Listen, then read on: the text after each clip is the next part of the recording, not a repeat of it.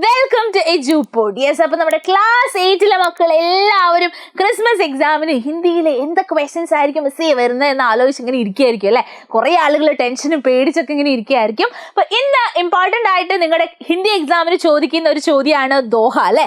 നമുക്ക് റഹീമിൻ്റെയും അതുപോലെ കബീർ ദാസിൻ്റെയും 2 ദോഹകളാണ് പഠിക്കാനുള്ളത്. അപ്പോൾ നിങ്ങൾക്ക് എക്സാമിന് എന്തായാലും ചോദിക്കാൻ പോകുന്ന ഒരു ചോദ്യമാണ് ദോഹ എന്ന് പറയുന്നത്. അപ്പോൾ കബീർ ദാസിന്റെ ദോഹയാണ് നമ്മൾ പറയാൻ പോകുന്നത്. നോക്കിക്കോളൂ. ബടാ हुआ तो क्या हुआ, जैसे पेड़ खजूर, पंधे को छाया नहीं, फल लाके अधिदूर. അപ്പൊ എന്താ പറയുന്നത്? ബടാ ഹു तो क्या हुआ, വലുതാന്ന് വിചാരിച്ചിട്ട് എന്താണ്? ജैसे पेड़ खजूर, ഈന്തപ്പന പോലെ ഒരുപാട് വലുതായിട്ട് ഒരു കാര്യവും ഇല്ല. പന്തേക്കോ ചായ നഹി, ആ ഈന്തപ്പന കൊണ്ട് ആ പോകുന്ന യാത്രക്കാർക്ക് എന്ത് കിട്ടുന്നില്ല? തണലും കിട്ടുന്നില്ല. ഫൽ ലാക്കെ അതിദൂർ, അതിൽ നിന്ന് പഴം കഴിക്കാന്ന് വിചാരിച്ചാലോ അത് ഒരുപാട് ദൂരത്തുമാണുള്ളത്. ഓക്കെ, അപ്പൊ നോക്കാല്ലേ, ഇതിന്റെ ഭാവാർത്ഥം നോക്കാം. അപ്പൊ നിങ്ങൾ എല്ലാവരും എന്ത് ചെയ്യാ, നമുക്ക് പഠിക്കാനുള്ളത്, അതായത് കബീർ ദാസിന്റെയും റഹീമിന്റെയും ഓരോരോ ദോഹകളാണ് നമുക്ക് പഠിക്കാനുള്ളത്. ആ ദോഹ 2 ദോഹയുള്ളൂ, സിമ്പിൾ, 4 ലൈനിലുള്ള അല്ലെ. 2 ലൈനിൽ 4 അല്ലെ, 4 ലൈൻസ് മാത്രമേ ഉള്ളൂ. 2 ലൈന് നമ്മുടെ കബീറിന്റെ, 2 ലൈൻ നമ്മുടെ റഹീമിന്റെയും. അപ്പോൾ ഈ ദോഹയുടെ സാരാംശം, അതായത് ഭാവാർത്ഥം നന്നായിട്ട് മനസ്സിലാക്കി വെച്ച് പോവാ. ഏതെങ്കിലും ഒരാളുടെ എന്തായാലും നിങ്ങൾക്ക് ക്രിസ്മസ് എക്സാമിന് ചോദിക്കും. ഓക്കെ, അപ്പൊ നമ്മൾ കബീർ ദാസിന്റെ ദോഹയുടെ ഭാവാർത്ഥം പറയാണ്. കബീർ ദാസ് ജി कहते हैं किसी को बड़ा या छोटा न समझने की बात कहते हैं, तथा कहते हैं कि हमें छोटा समझकर किसी को दबाना नहीं चाहिए. നമ്മൾ ഒരിക്കലും ആരെയും ചെറുതാണെന്ന് പറഞ്ഞ് വരുത്തി തീർക്കാൻ പാടില്ല അല്ലെ. അവർ ചെറുതാണ് എന്ന് പറഞ്ഞിട്ട് അവരെ ദബാന നഹി ചാഹിയെ, അവരെ അമർത്താൻ പാടില്ല, നമ്മൾ ചവിട്ടി അമർത്താൻ പാടില്ല. കൈ ബാർ ചോട്ടി ചീസേ ബി ബഹുത് ദുഃഖ് ദേ ദേത്തി ഹെ, പല സമയത്ത് നമുക്ക് ചെറിയ ചെറിയ കാര്യങ്ങൾ പോലും നമുക്ക് ഒരുപാട് വലിയ ദുഃഖങ്ങൾ ഉണ്ടാക്കാറുണ്ട്. कबीर जी कहते हैं कि किसी को छोटा या बड़ा नहीं समझना है അല്ലെ. ആരെയും വലുതും ചെറുതും ഒന്നും ആയിട്ട് നമ്മൾ കാണാൻ സാധിക്കരുത്, നമ്മൾ അങ്ങനെ ചെയ്യാൻ പാടില്ല. കൈ ബാർ छोटी चीजों से बहुत दुख दे देती है जिन्हें हम छोटा समझते हैं, एक दिन वे बहुत बड़े दुख का कारण भी बन जाता है അല്ലെ. നമ്മൾ ഏറ്റവും ചെറുതാണെന്ന് കരുതുന്ന കാര്യങ്ങളിൽ പോലും എന്ത് സംഭവിക്കാറുണ്ട്? നമുക്ക് വലിയ വലിയ ദുഃഖങ്ങൾ ഉണ്ടാക്കാറുണ്ട്. वह यह भी कहते हैं कि अगर हमारे मन में शांति है तो हमारा कोई दुश्मन नहीं.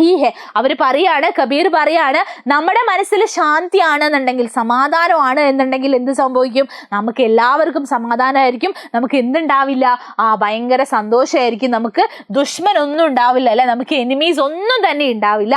അഗർ ഹം അപ്ന അഹങ്കാർ ചോട് ദേ തോ സബ് പർ ദയാ കർ സക്തേ ഹെ, നമ്മൾ നമ്മുടെ അഹങ്കാരത്തിന് ഒഴിവാക്കി വെച്ച് കഴിഞ്ഞാൽ നമുക്ക് എല്ലാവരോടും ദയയോടുകൂടി പെരുമാറാൻ സാധിക്കും. इन दोहों में इनकी भाषा सरल और भावपूर्व है. എന്താണ് ഈ ഒരു ദോഹയിൽ ഭാഷ എന്താണ്? ഭാഷ വളരെ സരളമാണ്, സിമ്പിൾ ആണ്, അതുപോലെ തന്നെ ഭാവപൂർവ്വ ഹെ, വളരെ ഇമോഷണലി നമുക്ക് കാണാം അല്ലേ, ഭയങ്കര ഫീലിങ്സോട് കൂടിയിട്ടാണ് എഴുതിയിട്ടുള്ളത്. അപ്പൊ നമ്മുടെ കബീർ ദാസിന്റെ ഈ ഒരു ദോഹയിൽ പറയുന്നത്, നമ്മൾ ആരെയും വലിയവനെന്നും ചെറിയവനെന്നും ഒന്നും പറഞ്ഞു മാറ്റി വെക്കാൻ പാടില്ല. എല്ലാവർക്കും എന്താണ് അതിൻ്റെതായിട്ടുള്ള ഇമ്പോർട്ടൻസ് ഉണ്ട്. നമ്മൾ വലുതാണെന്ന് കരുതിയിട്ടോ അല്ലെങ്കിൽ ഏത് ചെറിയ കാര്യങ്ങളാണെങ്കിലും നമ്മൾ മാറ്റി നിർത്തപ്പെടുന്ന ആളുകൾക്കിടയിൽ നിന്ന് ആ ആളുകൾ ചിലപ്പോൾ നമുക്ക് ഹെൽപ്പായിട്ടൊക്കെ വരും. ഓക്കെ, അപ്പം നമ്മൾ ഒരിക്കലും എന്ത് ചെയ്യാൻ പാടില്ല? വിവേചനങ്ങൾ ചെയ്യാൻ പാടില്ല. നമ്മൾ ശാന്തിയായിട്ടിരിക്കുക, അഹങ്കാരമില്ലാതെ ഇരിക്കുക. അഹങ്കാരം ഇല്ലാതെ ഇരുന്ന് കഴിഞ്ഞാൽ നമുക്ക് എല്ലാവർക്കും ദയയും ഒക്കെ കൊടുക്കാൻ സാധിക്കും. പീസ്ഫുൾ ആയിട്ടിരുന്ന് കഴിഞ്ഞാൽ നമുക്ക് ശത്രുക്കളൊന്നും ഉണ്ടാവില്ല. അപ്പം അഹങ്കാരമൊക്കെ ഒഴിവാക്കി സന്തോഷത്തോടും സമാധാനത്തോടും കൂടി ജീവിക്കുക. ആരെയും നമ്മൾ തുലന ചെയ്യരുത് അല്ല, താരതമ്യം ചെയ്യരുത്. നീ വലിയവനെന്നും ചെറിയവനെന്നും എന്ന് ഒരിക്കലും നമ്മൾ താരതമ്യം ചെയ്യരുത് എന്നൊക്കെയുള്ള കാര്യങ്ങളാണ് നമ്മുടെ കബീർ ദാസിന്റെ ദോഹയിൽ പറഞ്ഞിട്ടുള്ളത്. ഇനി നമ്മൾ റഹീമിന്റെ ദോഹയിലേക്ക് വരികയാണ്. റഹീമിന്റെ ദോഹയാണ്. റഹീമിനെ വേ നർ ധന്യ ഹേ പർ ഉപകാരി അംഗ് ബാണ്ടൻ പാരേ കോ ലഗേ ജോ മെഹന്തി കോ രംഗ് എന്നാണ് പറയുന്നത്. നോക്കിക്കോളൂ എന്താണ് ഭാവാർത്ഥ. റഹീം कहते हैं वे नर धन्य है जिनका शरीर सदा सबका ഉപകാര ഹെ. എങ്ങനെയുള്ള ശരീരമാണ്, എങ്ങനെയുള്ള മനുഷ്യനാണ് ധന്യൻ, ശ്രേഷ്ഠൻ എന്ന് പറയുന്നത്? ബാക്കിയുള്ള ആളുകൾക്കൊക്കെ ഒക്കെ പരോപകാരിയായിട്ടുള്ള ആളുകൾ അല്ലെ. സ്വന്തം കാര്യങ്ങൾ നോക്കാതെ സെൽഫിഷായി നടക്കുക എന്നല്ല അല്ലെ. നമ്മൾ സെൽഫിഷായിട്ട് നിൽക്കരുത്. നമ്മളെല്ലാവർക്കും പറ്റുന്ന രീതിയിലൊക്കെ ഹെൽപ്പ് ചെയ്യുക. ആർക്കെങ്കിലും നമ്മുടെ അടുത്ത് നിന്ന് എന്തെങ്കിലും സഹായം ആവശ്യമുണ്ടെങ്കിൽ പറ്റുന്ന കാര്യമാണെങ്കിൽ ചെയ്തു കൊടുക്കുക അല്ലെ. जिस प्रकार मेहंदी बांटने वाले के अंग पर भी मेहंदी का रंग लग जाता है, उसी प्रकार परोपकारी का शरीर भी सुशोभित होता है. എങ്ങനെയാണ് ഈ മെഹന്തി ലഗാനെ വാല, മൈലാഞ്ചി ഇട്ട് കൊടുക്കുന്ന ആളുടെ കയ്യിൽ എന്ത് ചെയ്യുന്നുണ്ടാവും? മൈലാഞ്ചിയുടെ ആ കറ ഉണ്ടാവും അല്ലെ, ആ ഒരു അങ്ക്, ആ ഒരു നിശാൻ ഉണ്ടാവും, ആ ഒരു അടയാളം ഉണ്ടായിരിക്കും. അത് എങ്ങനെയാണോ ഉള്ളത് അതുപോലെ ആരാണോ പരോപകാരം ചെയ്യുന്നത്, ആരാണോ ബാക്കിയുള്ള ആളുകൾക്ക് ഹെൽപ്പ് ചെയ്യുന്നത്, അവരുടെ ശരീരത്തിലും അവരുടെ മനസ്സും ഒക്കെ എന്താണ് ശ്രേഷ്ഠമാണ് എന്നാ പറയുന്നത്. इस दोहे में रहीम कहते हैं कि वे मनुष्य धन्य है जो अपना जीवन परोपकार करके बिताते हैं. പരോപകാരികളായിട്ടുള്ള ആളുകളാണ് ധന്യരായിട്ടുള്ളത്. ബാക്കിയുള്ള ആളുകളെ ഹെൽപ്പ് ചെയ്യുന്ന ആളുകളാണ് അടിപൊളിയായിട്ടുള്ളത്. हमारा जीवन दूसरों को मदद या उपकार करने से ही धन्य हो जाता है. ബാക്കിയുള്ള ആളുകളെ മദദ്, ഹെൽപ്പ് ചെയ്യുമ്പോഴും ഉപകാരങ്ങൾ ചെയ്യുമ്പോഴും ഒക്കെയാണ് നമ്മളും നമ്മുടെ ശരീരവും ഒക്കെ ധന്യമായിട്ട് മാറുന്നത്, ശ്രേഷ്ഠമായിട്ട് മാറുന്നത്.